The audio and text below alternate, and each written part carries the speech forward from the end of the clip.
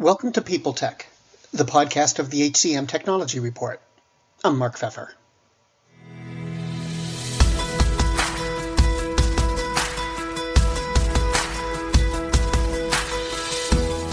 Today's guest is Diane Haines.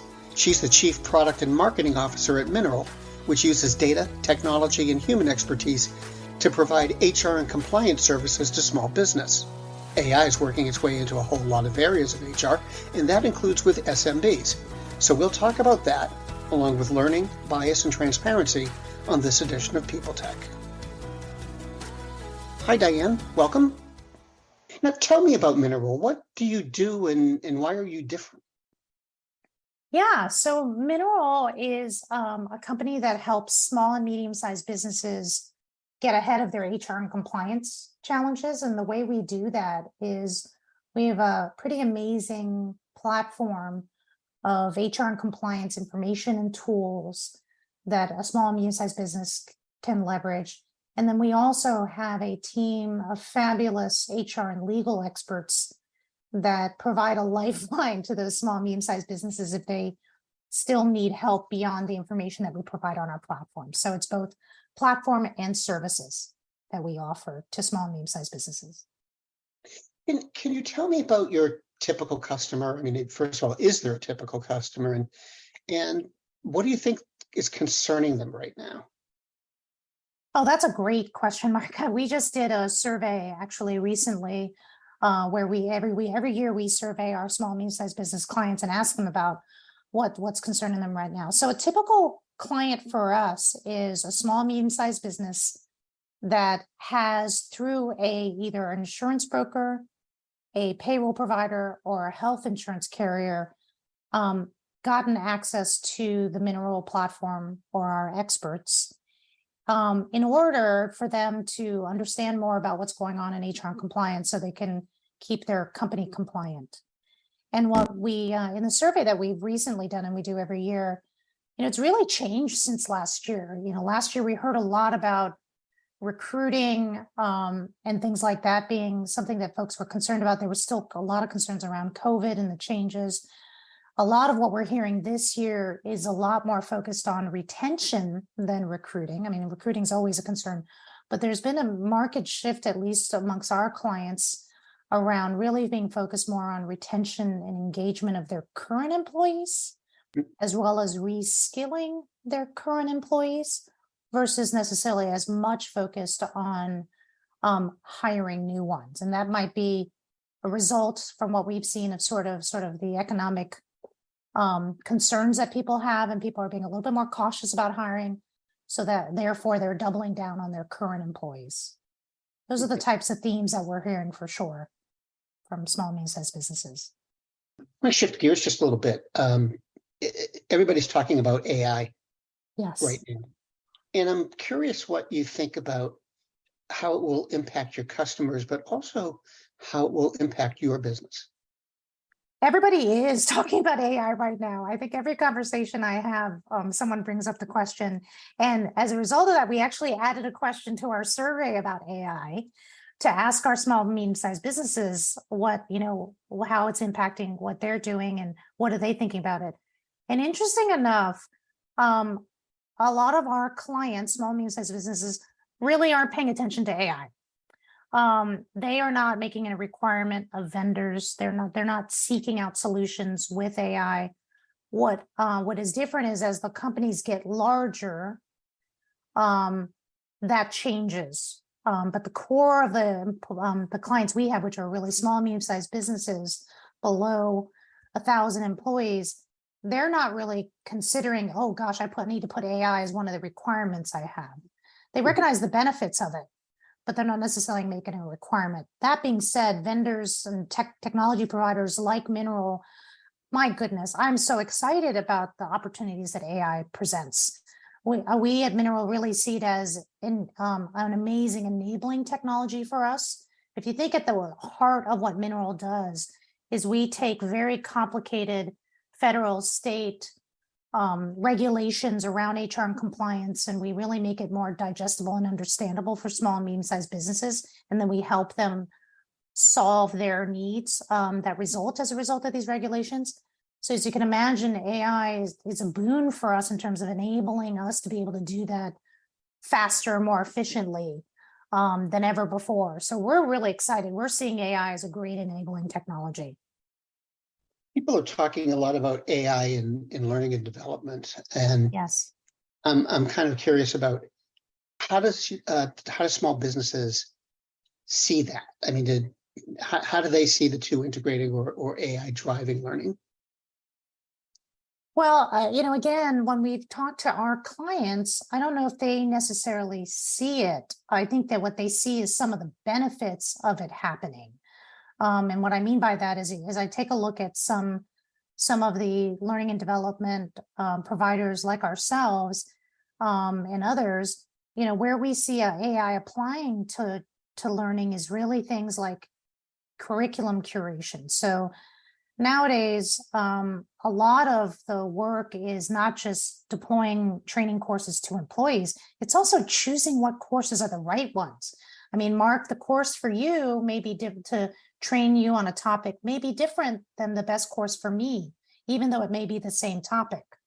Or you and I might need different topics. And so curation of what training employees should take has become really important.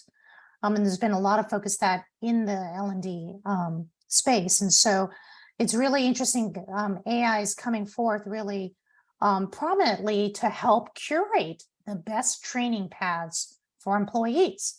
Nowadays you can take AI and apply it so that, Mark and Mark's role, Diane and my role, given years of experience, maybe even where my career progresses, an AI tool might recommend a different course for you versus me, and taking that into account and personalizing that curation. So that's a place I see it really coming forth, is in terms of the curation of what training courses employees should take. The other thing I see is just the delivery. It's really fascinating to me. I had a client years ago who was starting to experiment with this, but imagine you're a new employee, Mark, at my company. And for the very first time, you need to book, maybe you book a meeting room, or you need to set up a virtual conference for the first time at this company. And you've done it before at other companies, but as we know, every company is different. Well, what's fascinating is on this client, and I've seen other clients do this too, they're starting to marry just-in-time training. And so what they match together is they say, Mark is an employee who's been here less than 6 months. He's creating an invite and he's inviting Diane. Perhaps we should actually deploy to him training on how to book a meeting room here at our company. Or if you're setting up a virtual conference, maybe you've never done it before here at our company, that's just-in-time training, just as I'm doing something, and using AI to be able to recognize not only, hey, here's a training moment, and let's match that with the person who needs that training right now with the training that they need. And so just-in-time training, I think, is another thing that I've seen AI really come to the forefront of being really helpful and a great enabling technology. Greetings from Evergreen Podcasts. We're rolling out a listener survey, and we want to hear from you. The information in the survey will help us gather statistics and in turn make our shows more appealing to advertisers. I know most people don't like ads, but this is one of the only ways our shows make money and help keep their lights on. We promise it will only take a few minutes, but the impact on our podcasts will be tremendous. As a token of our appreciation, we'll randomly select one lucky participant each month to win an exclusive merchandise package from Evergreen Podcasts. Head to evergreenpodcast.com/listener survey to help a show and possibly get some free stuff for doing so. We can't thank you enough for the support. Now back to the show. Since we're talking about learning, that's making me think about upskilling and Yes. wondering if small businesses and small and medium-sized businesses are as obsessed with the idea of upskilling as, the enterprise is.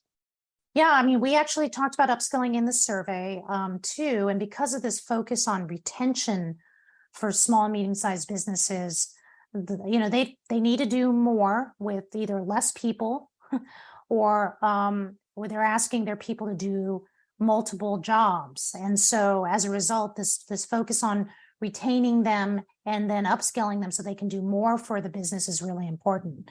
I wouldn't say that I see as much with small and medium-sized businesses that there's as much focus on upskilling to develop the employee from a career perspective.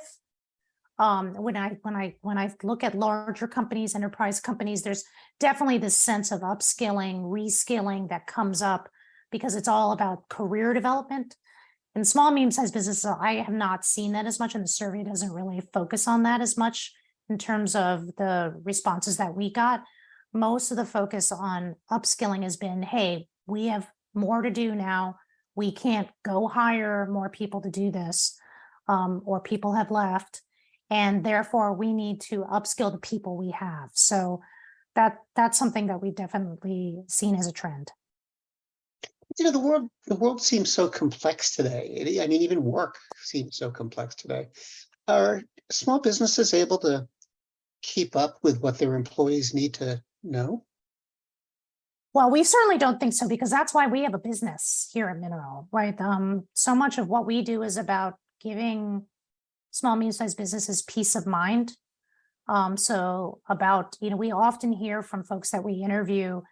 I can't tell you, Mark, how many times I've heard one of our clients say, I can't sleep at night because I know there's something I'm missing. There's something I know I don't know. There's something around the corner that I'm not keeping up with, and I'm putting the company at risk. So absolutely, the world is getting much more complex, and it's a lot harder to do business today. And SMBs are having a really hard time keeping up. Enterprise companies, they can throw money, they can throw people at it. SMBs don't have as much ability to do that. So they are falling farther behind. And we're definitely hearing it from our clients that it's keeping them up at night, and that they're not being able to keep up with the complexities of today's business world. Do you see any dangers of using AI in learning? Anything that concerns you when you talk about that? I think there's some things. I teach a class at the local university here in Portland, Oregon, and around AI at the business school. And one of the things, and it may not be particular to learning, but I think it applies, there's some dangers in AI, and it's even hard for me to really kind of talk about it as dangers because I'm such a proponent for AI. But there's some things to watch out for, I would say. AI is based on models built on data. And inherently, that data, we have to be really careful that that data is not biased. And so that's where a lot of the concern comes up for folks around how do we make sure that the AI models are based on data that is not already biased, and therefore the AI algorithms spit out biased results. And that's kind of related to the next concern, which is there is a lack of transparency with a lot of these AI models of, how is the algorithm deciding how to make recommendations? And again, tied to the bias, if we don't know how the algorithm is working and how it's choosing information to provide to you, if it's biased information, I don't know if that's what's happening in the algorithm. So I think this lack of transparency of how the algorithms, how they're making their decisions, as well as potential for bias in data, causes concerns. And the other one that I hear a lot about is around privacy too, right? Because there's a lot of data that's being collected to be put into these models. Well, what if some of this data is being collected in a way that is not respecting the person's privacy, right? And so I think these are all concerns. I don't know if I would call them dangers, but they're all concerns as we look to see and understand how we can use AI in business. So my last question for you, we've been talking about learning, but I'm wondering in general, what's your take on HR using AI? Yeah, that's a great question. I'm sure, like you, I have a lot of friends in HR, and we have a lot of clients who, have HR roles. And what I've definitely seen as a trend over the last 10 to 15 years in the field of HR, there's been a lot of focus on data collection in HR in the last 10 to 15 years. and analytics. And because of that, it makes really a ton of sense that the next step for HR would be to make sense and then leverage that data to help predict trends. Who's the next potential person that we should promote into a manager role? Who's at risk of leaving our company? And, collecting that data, which HR has been doing to varying degrees, depending on your company, AI is a perfect enabling technology to come in and take all that data that HR teams are collecting or HR personnel are collecting and actually make sense of that data to then become actionable. So I think that's what's pretty exciting to take the 10 and 15 years of data that HR people have been collecting as they've gotten more and more systems they can use, and now actually make sense of that data and action it in a way to really predict trends in their workforce and be more proactive versus reactive in HR. Diane, thank you very much. It was great to talk to you. I appreciate your coming by, and I hope we can do it again sometime. Thanks for inviting me.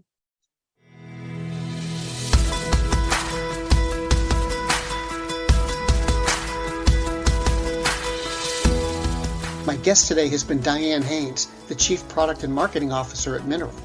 And this has been People Tech, the podcast of the HCM Technology Report. We're a publication of Recruiting Daily. We're also a part of Evergreen Podcasts. To see all of their programs, visit www.evergreenpodcast.com. And to keep up with HR technology, visit the HCM Technology Report every day. We're the most trusted source of news in the HR tech industry. Find us at www.hcmtechnologyreport.com. I'm Mark Pfeffer.